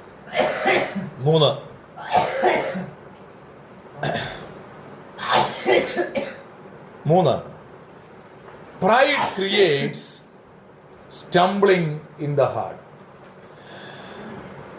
4 മുതൽ 18-ാം അധ്യായത്തിന്റെ 1 മുതൽ 4 വരെയുള്ള വാക്യങ്ങൾ വായിക്കുമ്പോൾ അവിടെ ഈ ശിഷ്യന്മാര് അന്യോന്യം ചോദിക്കുന്ന ഒരു ചോദ്യമുണ്ട്. ആ നാഴികയിൽ ശിഷ്യന്മാർ യേശുവിന്റെ അടുക്ക വന്നു, സ്വർഗരാജ്യത്തിൽ ഏറ്റവും വലിയവൻ ആർ എന്ന് ചോദിച്ചു. ആ ചോദ്യം വരാൻ കാരണം ഞങ്ങളിൽ ആരാ വലിയവൻ എന്നൊരു തർക്കം ഉണ്ടായതുകൊണ്ടാണല്ലോ, അല്ലേ? ആണോ അല്ലയോ? നമ്മളത് നേരത്തെ വേറെയും ചില സ്ഥലത്ത് വായിക്കുന്നുണ്ടല്ലേ, ആരാകുന്നു വലിയവൻ. അപ്പൊ ഈ ചോദ്യം യേശുവിന്റെ അടുത്ത് ചോദിക്കുമ്പോൾ യേശു കൊടുക്കുന്ന മറുപടി നമുക്ക് അവിടെ കാണുവാനായിട്ട് കഴിയും. അവനൊരു ശിശുവിനെ അടുക്ക വിളിച്ചേച്ച് അവരുടെ നടുവിൽ നിർത്തി. എന്നിട്ട് അവരോട് പറയണം, നിങ്ങൾ തിരിഞ്ഞ് ശിശുക്കളെ പോലെ ആയി വരുന്നില്ല എങ്കിൽ സ്വർഗരാജ്യത്തിൽ കടക്കയില്ല എന്ന് ഞാൻ സത്യമായിട്ട് നിങ്ങളോട് പറയുന്നു. ആകയാൽ ഈ ശിശുവിനെ പോലെ തന്നെത്താൻ താഴ്ത്തുന്നവൻ സ്വർഗരാജ്യത്തിൽ ഏറ്റവും വലിയവനാകും.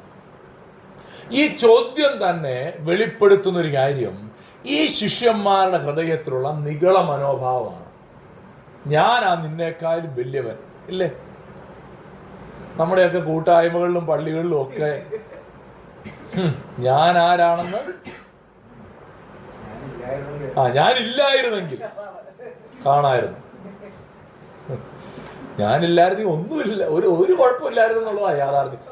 നമ്മളെല്ലാം ഇത് തിരിച്ചറിയണം കേട്ടോ. നമ്മുടെയൊക്കെ വിചാരമുണ്ട് ഞാനില്ലായിരുന്നെങ്കിൽ ഈ പള്ളി പോലും ഇല്ലാണ്ടായിപ്പോയത്. പക്ഷെ ഈ മനോഭാവത്തെയാണ് കർത്താവ് ഇവിടെ അഡ്രസ്സ് ചെയ്യുന്നത്. കർത്താവ് പറയുകയാണ്, ഈ മനോഭാവം നീ ഉള്ളത് കൊണ്ട് ചിലപ്പോൾ ദൈവം നിന്നെ ഉപയോഗിച്ച് കാണും. നീ ആർത്തില്ലെങ്കിൽ ഈ കല്ലുകൾ ആർക്കൂന്നാണ് കർത്താവ് പറഞ്ഞത്. നീ ആർത്തില്ലെങ്കിൽ, നീ ഹല്ലേലൂയ പറഞ്ഞില്ലെങ്കിൽ നിന്റെ സ്ഥാനത്ത് കല്ലുകൾ ആർക്കുമെന്ന് കർത്താവ് പറഞ്ഞ. പിന്നെ നമ്മളില്ലെങ്കിൽ പിന്നെ വല്ലതും സംഭവിക്കുമോ?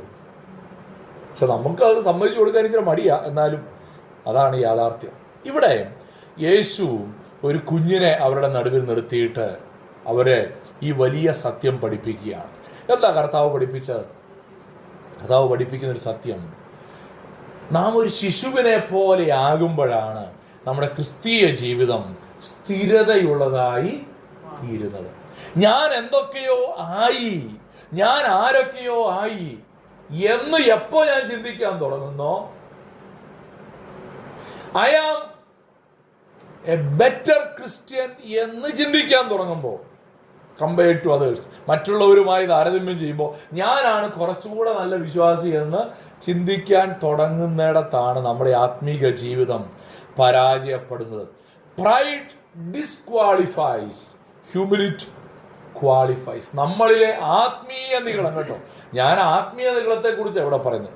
ലോക മനുഷ്യരുടെ ഉള്ളിലുള്ള അഹങ്കാരത്തെ കുറിച്ച് ഇവിടെ പറയേണ്ട ആവശ്യമില്ല.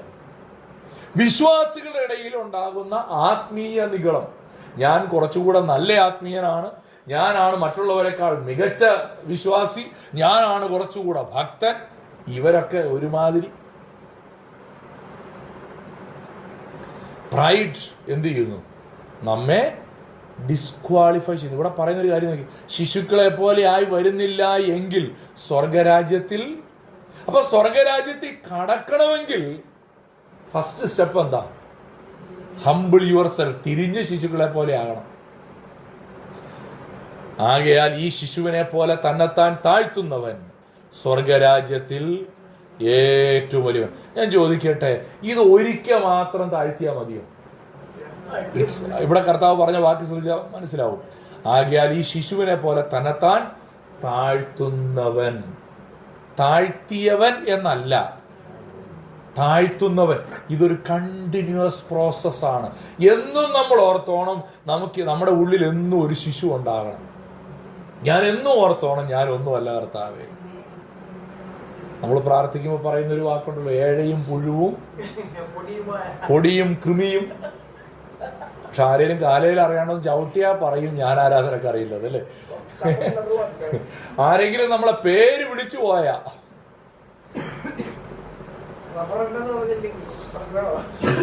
ഈ എന്നെ ഇന്ന് രാവിലെ ഒരാൾ ഫോൺ വിളിച്ചേച്ച് പറയുകയാണ്, ഞാൻ 10 പ്രാവശ്യം റിഹേഴ്സൽ നടത്തിയേച്ചാ വിളിക്കുന്നതെന്ന് എന്നോട് പറഞ്ഞു. ഞാൻ ചോദിച്ചു, എന്ത് റിഹേഴ്സൽ? അല്ല, ഇത്ര നാളും ബേസിൽ ബ്രദറെ എന്ന് വിളിച്ചേച്ച് അച്ചാന്ന് വിളിക്കാൻ വേണ്ടി റിഹേഴ്സൽ നടത്തിയേച്ചാ വിളിക്കുന്നത്. അപ്പം ഞാൻ പറഞ്ഞു, ആകാശമൊന്നും ഇടിഞ്ഞു വീഴില്ലെന്ന് പറഞ്ഞു. ആകാശമൊന്നും എന്ന് പറഞ്ഞാ, പക്ഷെ ചിലർക്കത് ആകാശം ഇടിഞ്ഞു വീഴും. ഇത് തലയ്ക്ക് പിടിക്കരുത്. തിരിഞ്ഞ് എപ്പോഴും ഓർത്തോണം, തിരിഞ്ഞ് ആരായിക്കോണം? ശിശു ആയിക്കോണം. തിരിഞ്ഞ് ഞാനൊരിക്കൽ ഒരു സഹോദരനെ ബ്രദറേന്ന് വിളിച്ചു. അപ്പോൾ പുള്ളി പറഞ്ഞു, ഞാൻ പാസ്റ്ററാന്ന് പറഞ്ഞു. എന്നോട് പറയാ, ഞാൻ ബ്രദറേന്ന് വിളിച്ചു പോയി. ഉടനെ എന്നെ തിരുത്തി, ഞാൻ പാസ്റ്ററാന്ന് പറഞ്ഞു. ഒരാൾ കുറേ നാൾ ഉപദേശിയായിരുന്നു. അദ്ദേഹം അച്ഛനായി കഴിഞ്ഞപ്പോൾ ഞാനിങ്ങനെ വർത്തമാനം പറഞ്ഞു, എൻ്റെ ഉപദേശിക്കുന്ന എങ്ങാണ്ട് വിളിച്ചു പോയി, തിരുത്തി. എന്നെ അപ്പം തന്നെ തിരുത്തി. ഞാൻ പറഞ്ഞത്, നമ്മൾ തിരിഞ്ഞ് ആരാവാനാ കർത്താവ് നമ്മളോട് പറയുന്നത്? അത് ഒരിക്കലല്ല, തുടർമാനമായി തുടർമാനമായി തുടർമാനമായി ആരായിക്കോണം. പക്ഷെ എന്നോർത്തോണ്ട് നമ്മൾ ഒരാളെ മനഃപൂർവ്വം കയറിയടാ അങ്ങനെ വിളിക്കാനല്ല, അത് നമ്മൾ ചെയ്യേണ്ട ആവശ്യമില്ല. മനസ്സിലായോ? എന്നാ പിന്നെ അവൻ ശിശു ആയിട്ടുണ്ടോ നോക്കട്ടെ, നമ്മൾ പരീക്ഷിക്കാനൊന്നും ആരും പോകണ്ട. ഞാൻ പറഞ്ഞതിന്റെ കാര്യം, നമ്മൾ എന്ത് ചെയ്തോണം? നമ്മൾ ശിശുവായിട്ട് തിരിയുന്നുണ്ടോ എന്ന് നമ്മൾ ഓർത്താൽ മതി. ഇത് വെച്ച് ആരും വിധിക്കാനും പരീക്ഷിക്കാനും ഇതൊരു ടെസ്റ്റായിട്ട് എടുത്തേക്കരുത് ആരും. ഓക്കെ, നമ്മളെ കൊണ്ട് കഴിയുന്നിടത്തോളം എല്ലാവരും ഓടും ബഹുമാനത്തോടെ പെരുമാറുകയും വേണം. എന്നാൽ മറ്റുള്ളവരുടെ മുകളിൽ നിൽക്കാൻ നമ്മൾ ശ്രമിക്കുമ്പോൾ ഇത് അനേകരെയും തെറ്റിച്ചു കളയുവാനായിട്ട് ഇടയായിത്തീരും. ഞാൻ ഇങ്ങനൊരു വാചകം അവിടെ എഴുതി വെച്ചത്: entrance and greatness in the kingdom require humility and dependence. ദൈവരാജ്യത്തിലേക്ക് കടക്കണമെങ്കിൽ ശിശുവായി തീരണം. ദൈവരാജ്യത്തിൽ വലിയവനാകണമെങ്കിൽ എന്ത് ചെയ്യണം? ശിശുവാകണം. ചില ആൾക്കാരുണ്ട് ആത്മീയത തലയ്ക്ക് പിടിച്ചാൽ പിന്നെ ചിരിക്കൂല. ആത്മീയരായി കഴിഞ്ഞാൽ പിന്നെ അങ്ങനെ എന്ത് ചെയ്യരുത്. നിങ്ങൾക്ക് എന്ത് തോന്നുന്നു? യേശുവായി യെരുശലേമിന്റെ തെരുവിലൂടെയൊക്കെ നടക്കുമ്പോ മസിൽ പിടിച്ചായിരിക്കുമോ നടന്നത്? അപ്പൊ അത് കാണുന്നവരെ കാണുമ്പോ ചിരിച്ചു കാണും. ചിരിക്കണോ? ചിരിക്കണം അല്ലേ? പക്ഷെ ചിലരുടെ വിചാരം ചിരിച്ചാ പിന്നെ നമ്മളെന്തോ ശിശു ആകാത്തതിന്റെ പ്രശ്നമാണ്. ശിശു ആകാത്ത എന്നോട് കഴിഞ്ഞ ആഴ്ച ഒരാൾ പറഞ്ഞു, ഇങ്ങേർക്ക് ഒരു മാറ്റവും ഇല്ലല്ലോ എന്ന് പറഞ്ഞു. എന്നോട് കഴിഞ്ഞ ആഴ്ച ഒരാള്, ഒരു മാറ്റവും ഇല്ലല്ലോ. ഞാൻ പറഞ്ഞതിന്റെ കാര്യം, ഇതൊരു വലിയ ടെസ്റ്റാണ് കേട്ടോ. നമുക്ക് ചിലപ്പോ തോന്നും ഞാൻ എന്തൊക്കെയായി, ഞാൻ ആരൊക്കെയായി, ഞാനൊന്നുമല്ലേലും മത്തായിയുടെ സുവിശേഷത്തിൽ 41ാമത്തെ ക്ലാസ് എടുക്കുന്ന ആളല്ലേ, എനിക്ക് ചില കനമൊക്കെ. അങ്ങനെ വിചാരിക്കാൻ തുടങ്ങുന്നിടത്ത് പോയി എന്ന് വിചാരിച്ചോണം. അവസാനം ഞാൻ ഇങ്ങനൊരു വാചകം അവിടെ എഴുതിയിരിക്കുകയാണ്: the first step of backsliding. ആത്മീക പിന്മാറ്റത്തിന്റെ ആദ്യത്തെ പടി എന്താണെന്ന് ചോദിച്ചാൽ അത് ആത്മീക നിഗളമാണ്. മർക്കോസിന്റെ സുവിശേഷം 14-ാം അധ്യായം വായിച്ചാൽ അവിടെയാണ് ഈ പത്രോസ് യേശുവിനെ തള്ളി പറയുന്ന സംഭവം എഴുതിയിരിക്കുന്നത്. പത്രോസിന്റെ പിന്മാറ്റത്തിന്റെ ചരിത്രമാണ് ഈ 14-ാം അധ്യായത്തിൽ സ്റ്റെപ്പ് ബൈ സ്റ്റെപ്പായിട്ട് നമുക്ക് അവിടെ വായിക്കാൻ പറ്റും. പത്രോസ് ആദ്യം എവിടാ പിന്മാറ്റം തുടങ്ങിയെന്ന് ചോദിച്ചാൽ ഇവിടെ. യേശു പറഞ്ഞു, നിങ്ങൾ എല്ലാവരും ഇടറിപ്പോകുമെന്ന് പറഞ്ഞു. പത്രോസ് പറഞ്ഞ മറുപടിയാണ് 29. പത്രോസ് അവനോട്, എല്ലാവരും ഇടറിയാലും ഞാൻ, ജോൺസൺ ചേട്ടൻ ഇടറുമായിരിക്കും, ജെയ്മോൻ ചേട്ടൻ ഇടറുമായിരിക്കും, തമ്പുസാറ് ഇടറുമായിരിക്കും, പക്ഷെ ഞാൻ അവരെ പോലെ. ഇവിടെയാ പിന്മാറ്റം തുടങ്ങിയത്. ഇത് കഴിഞ്ഞാൽ പിന്നെ നമ്മൾ വായിക്കുന്നത് ആണയിട്ട് എനിക്ക് അവനെ അറിയില്ലെന്നൊക്കെ പറയുന്ന ഭാഗമാണ്. അവനുമായിട്ട് അകലം വിട്ട് അനുഗമിക്കുന്നതാണ്. ഈ പിന്മാറ്റം എവിടെ തുടങ്ങി? ഞാൻ ഇടറില്ല എന്ന ഇതിന് കർത്താവ് കൊടുത്ത മറുപടിയാണ്, നീ 3 വട്ടം തള്ളി പറയുന്നു. പിന്മാറ്റത്തിന്റെ തുടക്കം ഞാൻ ആത്മീയമായി, ഞാൻ മറ്റു വിശ്വാസികളെക്കാൾ, മറ്റുള്ളവരെക്കാൾ ശ്രേഷ്ഠ വിശ്വാസിയാണെന്ന് ചിന്തിക്കുന്നിടത്താണ് ആത്മീക പിന്മാറ്റം ആരംഭിക്കുന്നത്. 4-ാമത്തെ ഭാഗത്തേക്ക് വേഗത്തിൽ പോകാം. മറ്റുള്ളവരെ ഇടറുവാൻ ഞാനൊരു കാരണമായാൽ അത് ഗൗരവതരമായ പാപമാണ്. Causing others to stumble is a serious sin. നമ്മൾ കഴിഞ്ഞ ദിവസം ഇടർച്ചയ്ക്ക് കാരണമാകരുതെന്ന് ആദ്യം നമ്മൾ പറഞ്ഞു, 2-ാമത്തെ പോയിന്റ്. പക്ഷെ 4-ാമത്തെ പോയിന്റ് പറയാണ്, ഇത് ചില സീരിയസ് ആയ പ്രശ്നമാണെന്നാണ് പറയുന്നത്. അതിന്റെ സീരിയസ്നെസ് മനസ്സിലാകാൻ കർത്താവ് 5 മുതലുള്ള വാക്യങ്ങളിൽ പറയുന്നത് ശ്രദ്ധിച്ച്. 5 മുതൽ 7 വരെയും 10ഉം 11ഉം വാക്യങ്ങളിൽ ഈ വിഷയമാണ് നമ്മൾ കാണുന്നത്. ഇങ്ങനെയുള്ള ശിശുവിനെ എന്റെ നാമത്തിൽ കൈക്കൊള്ളുന്നവൻ എന്നെ കൈക്കൊള്ളുന്നു. എന്നിൽ വിശ്വസിക്കുന്ന ഈ ചെറിയവരിൽ ഒരുത്തൻ ആരെങ്കിലും ഇടർച്ച വരുത്തിയാൽ, ശിശു, ബലഹീനൻ, പുതിയ വിശ്വാസി, ആ വാക്കൊക്കെ ഓർത്തോണേ. ഈ ചെറിയവരിൽ ഒരുത്തൻ ആരെങ്കിലും ഇടർച്ച വരുത്തിയാലോ, അതിന്റെ ഗൗരവം മനസ്സിലാകാൻ പറയാണ്, അവന്റെ കഴുത്തിൽ വലിയൊരു തിരികല്ല് കെട്ടി അവനെ സമുദ്രത്തിന്റെ ആഴത്തിൽ താഴ്ത്തി കളയുന്നത് അവന് നീ ഇടർച്ച വരുത്തുന്നതിനേക്കാൾ നല്ലത് നിന്റെ കഴുത്തിൽ വലിയ കല്ല് കെട്ടി നീ കടലിൽ ചെന്ന് ചാടുന്നതാണ്. കാരണം അത് ചാടണം എന്നുള്ള അർത്ഥത്തിലല്ല പറഞ്ഞത്. പിന്നെന്താ, അതിന്റെ ഗൗരവം മനസ്സിലാകാൻ വേണ്ടി കർത്താവ് പറഞ്ഞൊരു വാക്കാണ്. ഇടർച്ച ഹേതുവായി ലോകത്തിന് അയ്യോ കഷ്ടം. ഇടർച്ച വരുന്ന ആവശ്യം എന്ന് പറഞ്ഞാൽ, ഇടർച്ച വരുത്തണമെന്നുള്ള അർത്ഥത്തിലല്ല, ഇടർച്ച വരുമെന്നുള്ളതാണ് അവിടെ പറയുന്നത്. അങ്ങനെ ഇടർച്ച വന്നാൽ അയ്യോ കഷ്ടം. ഇത് നമ്മൾ ഓർത്തോണം. ഇവിടെ ഈ എളിയവരിൽ ഒരുത്തൻ എന്ന് പറയുമ്പോൾ പുതിയ വിശ്വാസി ഞാൻ പറഞ്ഞല്ലോ. ഇവിടെ കർത്താവ് ഉപയോഗിക്കുന്ന ഭാഷ അതിന്റെ ഗൗരവത്തെ മനസ്സിലാക്കാൻ വേണ്ടി ഉപയോഗിക്കുന്ന ഭാഷയാണ്. നമ്മൾ ചില കാര്യമൊക്കെ പറയുമ്പോൾ അതിന്റെ ഗൗരവം കിട്ടാൻ വേണ്ടി ചില പ്രയോഗങ്ങളൊക്കെ നടത്തും, അല്ലേ? ആ പ്രയോഗം ഇനിയും വരുന്നുണ്ട്. അവിടെ നമ്മൾ ആ ഉദാഹരണം കാണും. അപ്പോൾ ഇവിടെ നമ്മൾ ഓർത്തോണം, നമ്മുടെ വാക്കുകളും നമ്മുടെ പ്രവർത്തികളും നമ്മുടെ മനോഭാവങ്ങളും നമ്മുടെ ജീവിത ശൈലിയും നമ്മുടെ ജീവിതത്തെ മറ്റുള്ളവർ ശ്രദ്ധിക്കുമ്പോൾ അവർക്കത് ഇടർച്ചയാകുമോ? അത് ഗൗരവമാണോ? പ്രധാനപ്പെട്ട കാര്യമാണോ? നിശ്ചയമായും. ഒരു വിശ്വാസി എന്ന നിലയിൽ നമ്മുടെ വാക്കുകൾ മറ്റുള്ളവർക്ക്, തിമോത്തിയോസിനോട് പറഞ്ഞൊരു കാര്യമുണ്ട്, നീ മറ്റുള്ള വിശ്വാസികൾക്ക് മാതൃകയായിരിക്കണമെന്ന് തിമോത്തിയോസിന്റെ ലേഖനത്തിൽ പൗലോസ് പറയുന്നു. കാരണം എന്താ? നിന്റെ വാക്ക് ചിലപ്പോൾ മറ്റുള്ളവരെ, എന്നിട്ട് അവിടെ പറയുന്ന വാക്ക് ഇങ്ങനെയാണ്, അങ്ങനെയെങ്കിൽ നീ നിന്നെ തന്നെയും നിന്റെ പ്രസംഗം കേൾക്കുന്നവരെയും രക്ഷിക്കും.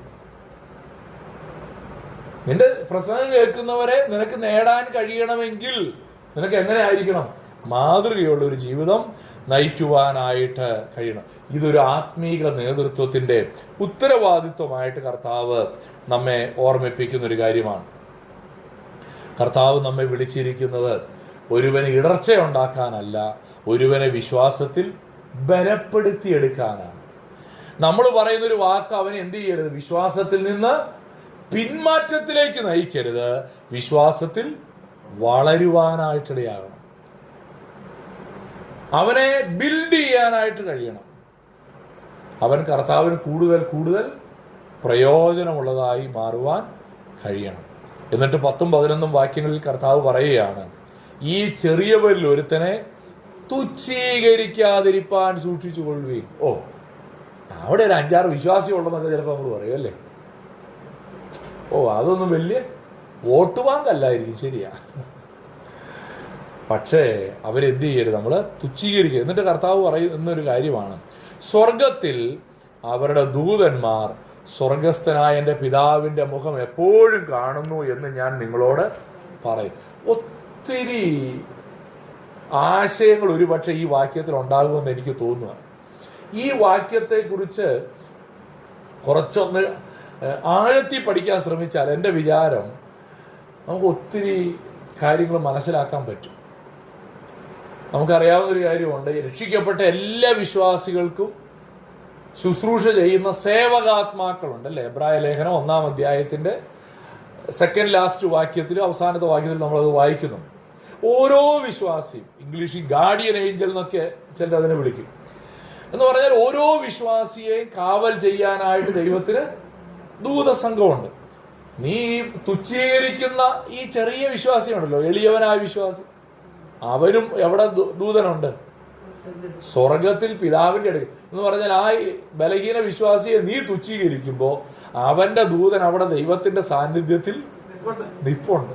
നിന്റെ കാര്യം ഉടനെ അവിടെ റിപ്പോർട്ട് ചെയ്യപ്പെടുമെന്നുള്ളൊരു ആശയമാണ് കർത്താവ് ഇവിടെ സൂചിപ്പിക്കുന്നത്. നമ്മൾ ഒരാളെ കുറിച്ച് എന്തേലും പറയുമ്പോൾ ഓർത്തോണം, ഇവനെ കുറിച്ച് നമ്മൾ പറഞ്ഞ കാര്യം അവന്റെ ദൂതൻ പിതാവായ ദൈവത്തിന്റെ അടുക്ക് അവിടെ റിപ്പോർട്ട് ചെയ്യുകയാണ്. ഇനി ഒരു വിശ്വാസിയുടെ കുറ്റം പറയുമ്പോൾ ഈ വാക്യം ഓർത്തിരുന്നാണ്, എന്നെ പറയാൻ പറ്റൂല, അത് വേറെ കാര്യം. തുച്ഛീകരിക്കാതിരിപ്പാൻ എന്ന് പറഞ്ഞാൽ അവനെ കാര്യമായിട്ട് കൗണ്ട് ചെയ്യണ്ട, എണ്ണണ്ട എന്ന് നീ ഒരിക്കലും വിചാരിക്കരുത്. ഒരുപക്ഷെ നമ്മുടെ ഒരു സഹോദര വിശ്വാസിയുടെ പ്രയാസങ്ങളോ അവൻ കടന്നു പോകുന്ന പ്രതിസന്ധികളോ നമുക്ക് മനസ്സിലാക്കാൻ കഴിയുന്നില്ലായിരിക്കാം. പക്ഷേ നമ്മൾ ഒരിക്കലും അവനെ തുച്ഛീകരിക്കാനായിട്ട് ഇടയായി തീരരുത്. അഞ്ചാമത്തെ കാര്യം കൂടെ പറഞ്ഞ് കൺക്ലൂഡ് ചെയ്യാവില്ല. അഞ്ചാമത്തെ ഇടർച്ചയുമായി ബന്ധപ്പെട്ടൊരു ഭാഗമാണ് 8-9 വാക്യങ്ങൾ. ഞാൻ പറഞ്ഞു ഇനിയും വരുമെന്ന് പറഞ്ഞു അല്ലേ. നിന്റെ കയ്യോ കാലോ നിനക്ക് ഇടർച്ചയായാൽ അതിനെ വെട്ടി എറിഞ്ഞു കളക. ആ ഭാഷയെക്കുറിച്ചാണ് ഞാൻ ആദ്യം പറഞ്ഞത്. നിന്റെ കയ്യോ കാലോ നിനക്ക് ഇടർച്ചയായാൽ നീ എന്ത് ചെയ്തോണം? നീ വെട്ടി. അങ്ങനെ കൈയില്ലാത്ത എത്ര പേര് ഇവിടെ വന്നിട്ടുണ്ട്? നമ്മള് കൂട്ടായ്മയ്ക്കൊക്കെ പറയുമല്ലോ അല്ലേ, കഴി കൊണ്ടുവന്ന് അവരെല്ലാം കൈയടിക്കാൻ പറയും അല്ലേ.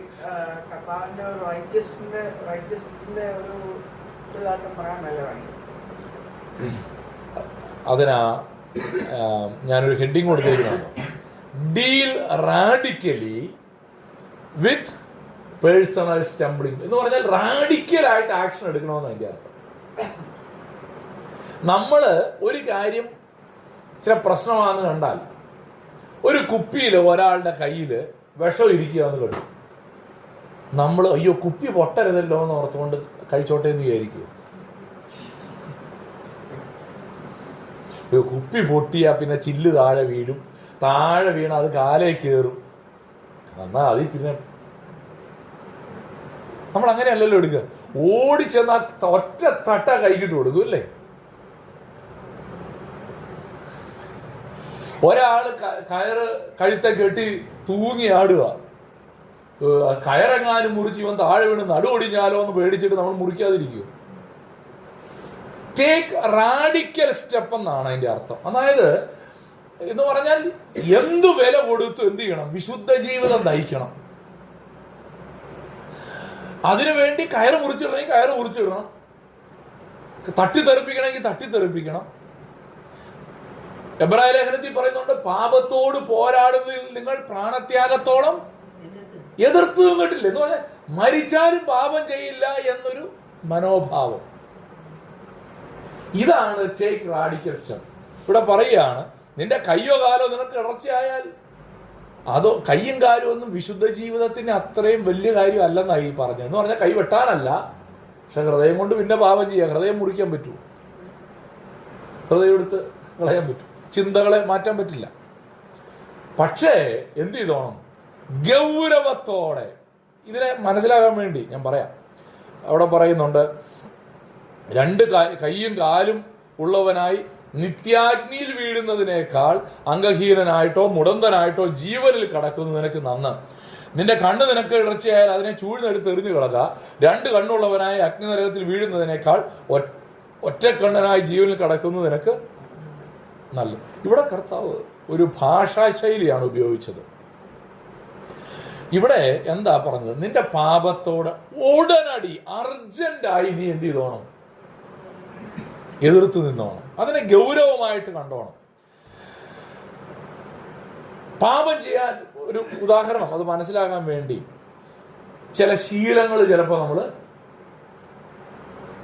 ഒരിക്കൽ ഒരാള് ഒരു ഉപദേശിയുടെ അടുത്ത് എന്ന് പറഞ്ഞു, ഉപദേശി, ഞാൻ എൻ്റെ ഓഫീസിൽ നിന്ന് പൈസ മോഷ്ടിക്കാറുണ്ട്, എനിക്ക് വേണ്ടി പ്രാർത്ഥിക്കണമെന്ന് പറഞ്ഞു. അപ്പോൾ ഉപദേശി പറഞ്ഞു, ഞാൻ പ്രാർത്ഥിക്കാം. എന്നിട്ട് ചോദിച്ചു, ഇനി എത്രയൊക്കെ മോഷ്ടിക്കാറുണ്ട്? ഞാനൊരു 1.5 ലക്ഷം രൂപയൊക്കെ ഒരു മാസം മോഷ്ടിച്ചിട്ടുണ്ട്.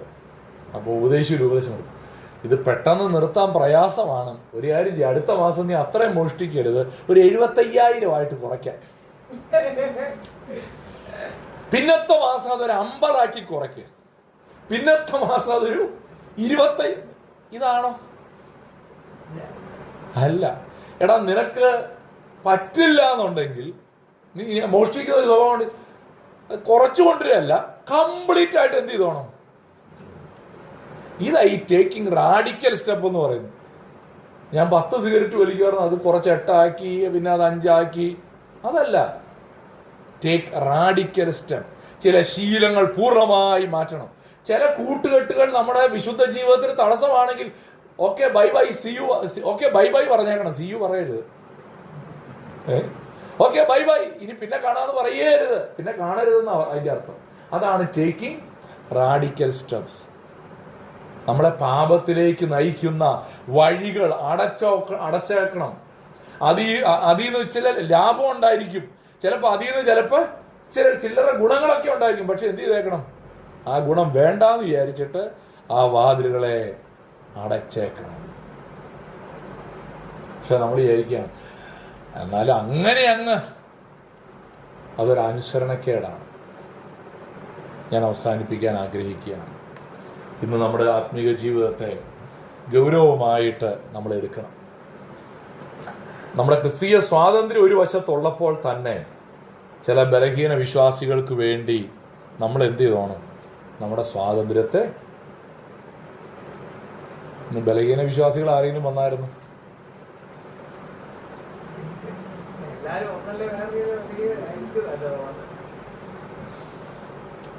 ചുരുക്കം ഇത്രയേ ഉള്ളൂ. നമ്മുടെ ആത്മീക ജീവിതം വളരെ ജാഗ്രതയോടെ ജീവിക്കേണ്ടത് ആവശ്യമായിട്ടുണ്ട്. അതുകൊണ്ട് നമ്മെ തന്നെ ശാന്തമായി പരിശോധിക്കാം. ഹ്യൂമിലിറ്റി, തിരിഞ്ഞ് ശിശുക്കളെ പോലെയാകാം. നമ്മുടെ ജീവിതത്തിലുള്ള ഇടർച്ചക്കല്ലുകളെ എടുത്തു മാറ്റാം. ബലഹീന വിശ്വാസിയെ പൊതിഞ്ഞു പിടിക്കാം. ക്രിസ്തുവിനെ മറ്റുള്ളവർക്ക് പ്രതിഫലിപ്പിക്കുന്നവരാകാം. ഹല്ലേലൂയ. ഇന്ന് നമ്മളൊന്ന് ഓർത്ത് നോക്കിയേ, നമ്മുടെ ഒരു വാക്ക് ഏതെങ്കിലും ഒരു വ്യക്തിയെ ഇടറിപ്പോകാനിടയാക്കിയിട്ടുണ്ടോ? നമ്മുടെ ഒരു ചെറിയ പെരുമാറ്റം, നമ്മുടെ ഒരു മനോഭാവം ചിലപ്പോൾ കണ്ടിട്ട് ഒന്ന് കൈ കൊടുക്കാതെ പോയത് അവൻ്റെ ഇടർച്ചയ്ക്ക് കാരണമായി തീർന്നിട്ടുണ്ടോ? ഉണ്ടെങ്കിൽ ഇന്ന് ദൈവസന്നിധിയിലേറ്റു പറയാം. കഴുത്ത് കല്ലിൽ കെട്ടി സമുദ്രത്തിലേക്ക് അവനെ ഇട്ട് കളയുന്ന നല്ലതെന്ന് കർത്താവ് പറയുമ്പോൾ അതിൻ്റെ ഗൗരവം നമുക്ക് മനസ്സിലാകുമല്ലോ. ഹല്ലേലൂയ.